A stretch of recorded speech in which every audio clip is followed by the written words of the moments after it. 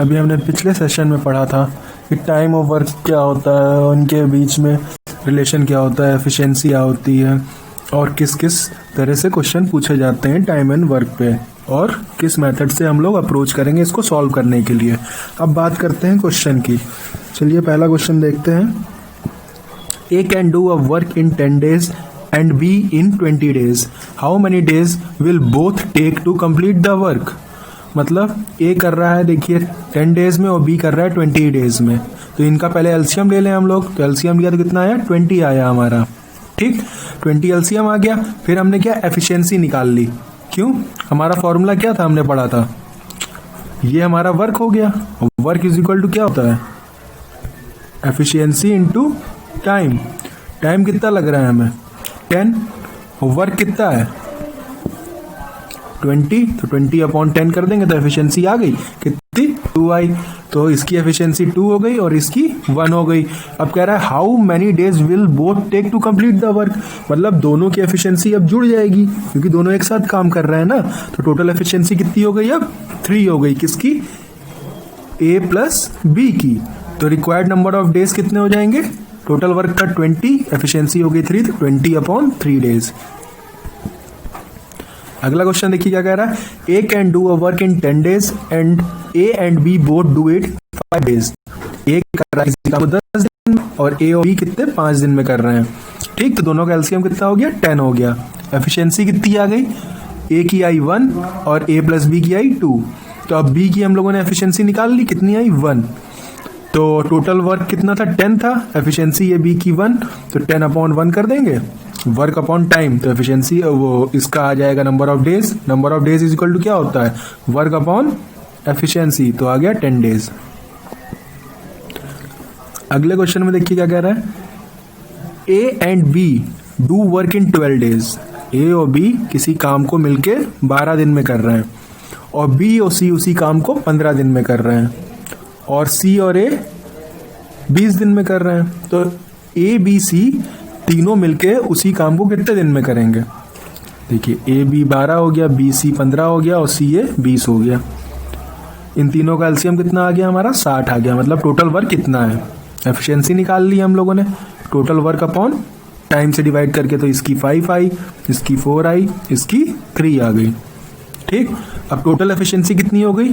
2A plus B plus सी की। मतलब इन तीनों की एफिशिएंसी, इन सबको हमने ऐड कर दिया तो ये आया हमारा 12 के बराबर। तो A प्लस बी प्लस सी की एफिशिएंसी कितनी आ गई?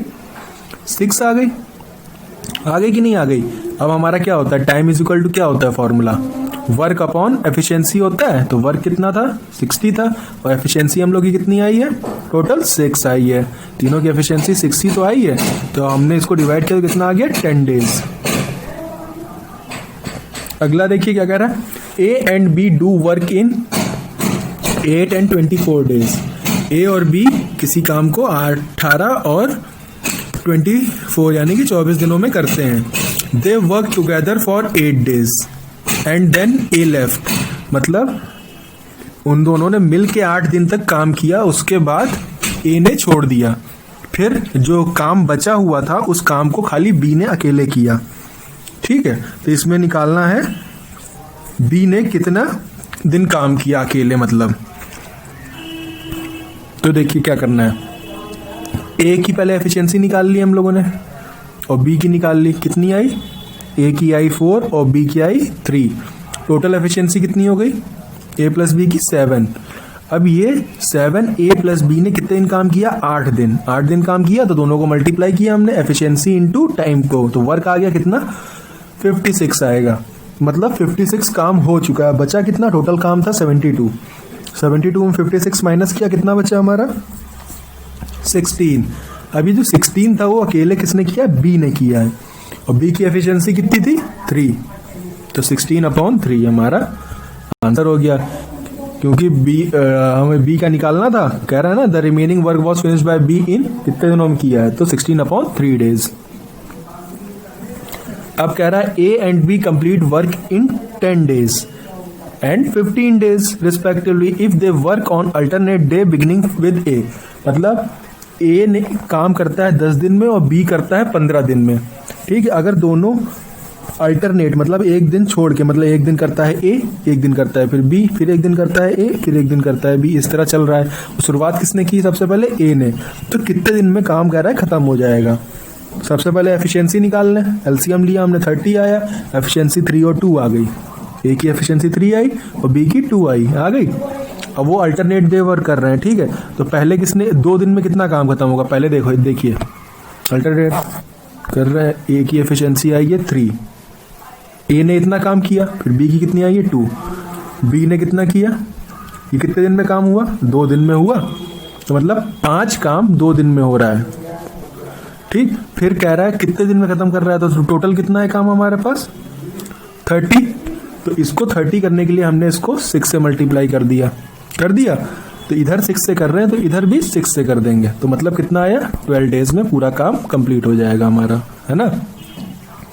अगला देखिए, कह रहा है A and B separately complete work in 18 and 24 days, whereas A, B, C do it in 8 days. In how many days C alone complete the work? अब A कर रहा है किसी को 18 में, B कर रहा है 24 में और A, B, C 8 दिन में कर रहे हैं। तो इनका एलसीएम लिया पहले तो आया 72, एफिशिएंसी निकाली 4, 3 और 9 आ गई। अब C की एफिशिएंसी निकालनी है हम लोग को, तो कैसे निकालेंगे? टोटल में से A और B की माइनस कर देंगे। तो 9 में से 7 माइनस किया 2 आ गया। Number of days required by C कितने दिन में करेगा? तो 72 टोटल वर्क था और एफिशिएंसी उसकी 2 है, तो कितना आ गया? 36 आ गया, ठीक। अगला इसी तरह कह रहा है Babu and Asha can do a work in 7 days. Asha is 7/4 times as efficient as Babu. मतलब अगर बाबू की अगर एफिशिएंसी 4 है तो आशा की कितनी हो जाएगी? 7 हो जाएगी, ठीक है। फिर कह रहा है the same job can be done by Asha alone. पहले तो हमें वर्क निकालना होगा। वर्क कैसे निकलता है? Efficiency into time. एफिशिएंसी कितनी है टोटल इनकी? 11 है और टाइम कितना लग रहा है दोनों को? 7। तो टोटल वर्क कितना आ गया? 77। अब ये टोटल वर्क केवल अगर आशा को करना होता तो कितने दिन में कंप्लीट होता? तो आशा की एफिशिएंसी कितनी है?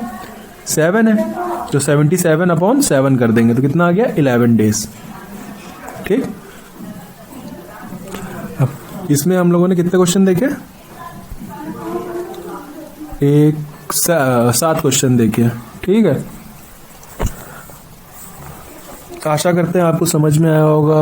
अगर समझ में आया हो तो इस पेज को फॉलो करिए, इसको यूज़र को, और इसे हमारे सेशन को लाइक करिए ताकि हम और आगे ऐसे लेसन बना सकें। Thank you.